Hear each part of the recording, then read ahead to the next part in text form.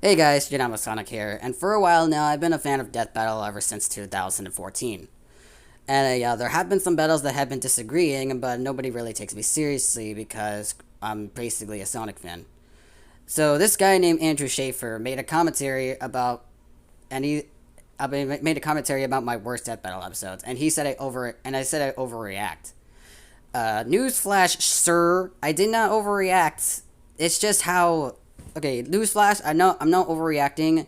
If you're trying to accuse me for overreacting just because I debunked some episodes, it's like saying that everybody's overreacting because they think a certain episode is wrong, which is very stupid.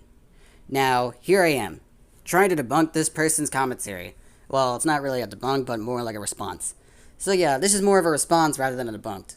And also here I'm gonna prove more of my reasonings on why in some episodes that I didn't really do good enough because either I was just younger during that time or that I did extra research. So without further ado, let's get started. There was a DB Cast episode where they did a Q&A for the whole episode of Ben 10 vs. Green Lantern. Okay, while I do agree that there is a Death Battle cast that has really good reasonings on why Ben 10 loses against Green Lantern nowadays, but why put that in a separate episode instead of just putting it in the actual episode itself? The fans have to like watch like 1 hour on why the Death Battle guys made Green Lantern win instead of Ben 10. Like the fans can't just go through a separate episode just to hear some of the results in a 1 hour video. Okay, I'm aware that I was aware they didn't have time to put so much information on their previous video, but at least they could have but they could have like speed it up so that way like fans can actually understand, like how I usually do in my versus debates. Why couldn't they do that to their actual episodes now? What they did with the it's like what they did with Wally West versus Archie Sonic, although that battle is still wrong in my opinion. Um they still actually pulled out really very good reasonings on why they think that Wally West would win. And I still approve that. I still approve their reasonings. But they didn't do the same thing for Ben 10 versus Green Lantern, which kind of frustrates me a lot. So note to self, always put best informations in the actual episode instead of a separate episode. Two words, dude. Disney and Toon Force. I mean, seriously, Scrooge McDuck has a lot of Toon Force fans. Guess what? He's one of Disney's characters. Okay, I do agree that Scrooge has some Toon Force, but really, it's just not going to do anything when it comes to Shovel Knight. And plus, I'm pretty sure that they never even counted some of Scrooge's Toon Force feats anyways. Plus, just because he's one of Disney's characters doesn't make him overpowered. I mean, if that was the case, then Snow White would beat Saitama. You see how dumb that sounds? See, what he's basically saying is that just because he's one of Disney's characters means that he's overpowered. But that's actually not true. Yeah, characters like Mickey Mouse and Donald Duck would basically be overpowered. But what kind of big Toon Force? Okay, if Scrooge has like some type of Toon Force in him, what type of impressive feats has he done with Toon Force? Give me a reasoning for that, Andrew. Plus, Death Battle even explained that Scrooge McDuck actually did some impressive feats when he was younger. When he was younger, he said. Not right now. Okay, I'm aware that versus debates count characters at their prime too, like All Might, what Death Battle did. But seriously, when he was younger, that's the best excuse that you can give for Scrooge other than Toon Force. Okay, I'm aware that Scrooge has some impressive feats like outrunning a cheetah, stopping a water buffalo, and also ripping apart a steamboat with his frickin' hands. But still, Scrooge nowadays doesn't have that type of strength but nowadays. Scrooge is 150 years old, dude.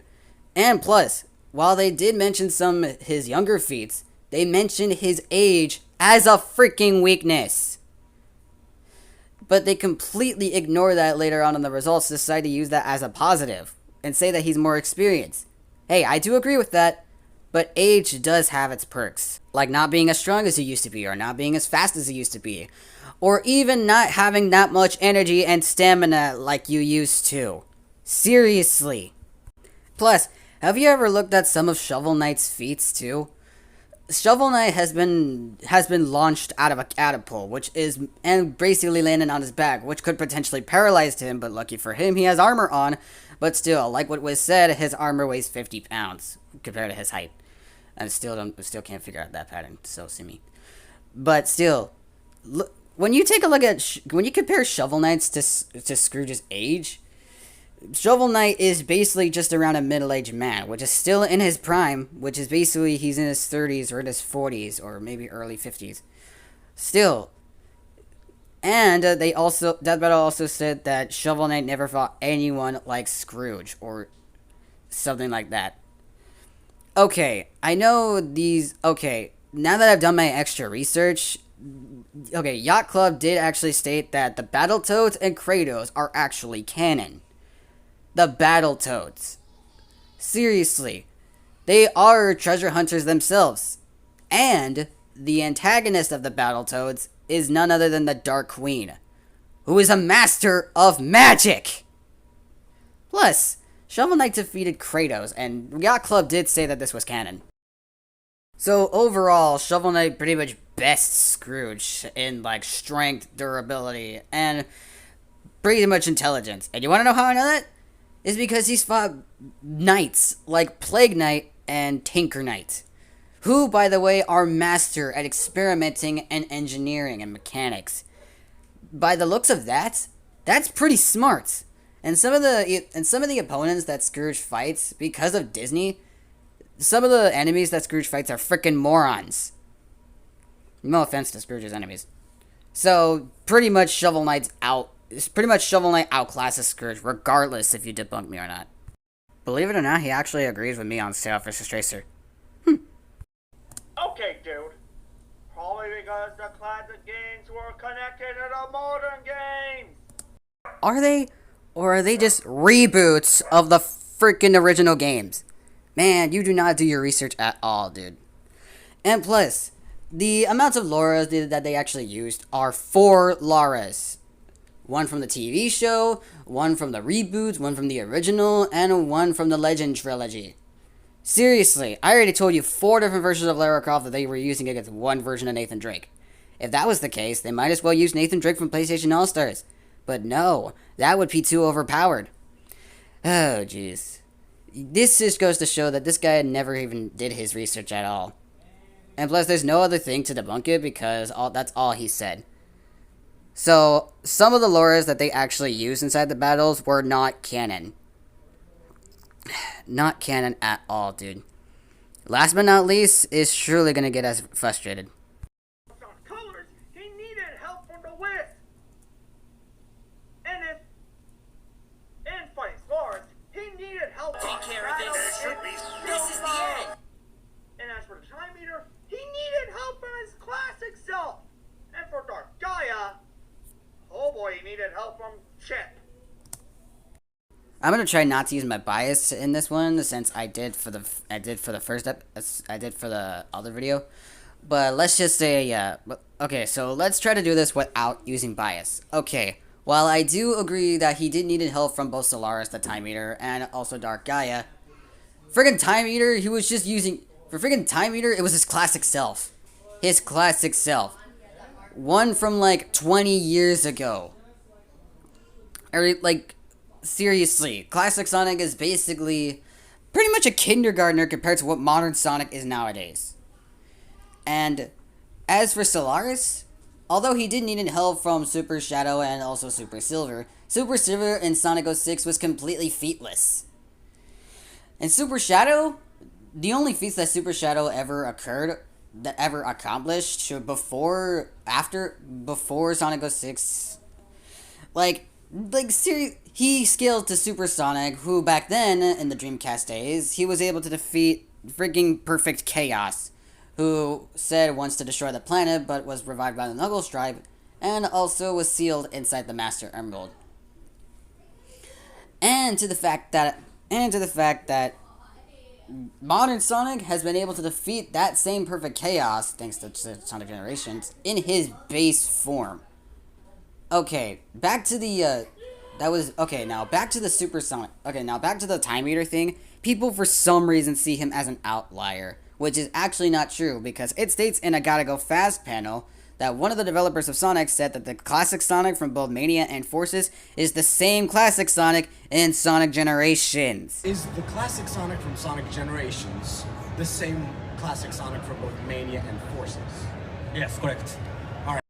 Not only that, if Sonic Generations is truly an outlier and is truly not canon, then why, oh why, does Sonic mention 2 games in a single sentence? Also with that Dark Gaia thing. Okay, yes, he basically had help from Chip. Thanks a lot, Chip. But Chip is a freaking featless character. And also Chimp, although stated by himself that he's like Gaia, which soon to be his equal, is still a featless character. Not only that, but Dark Gaia, when he first woke up and was in his weakened state, he was powerful enough to drain the Chaos Emeralds, which states have unlimited energy. Seriously, this just goes to show that there are some Sonic fans out there, or just some Sonic haters, that know nothing about Sonic. And also, about that Solaris being an outlier, why is freaking Crisis City a thing in Generations? And at the end credits, they basically show Sonic 06 footage, meaning that it's canon, not just for a Sonic 25 anniversary thing.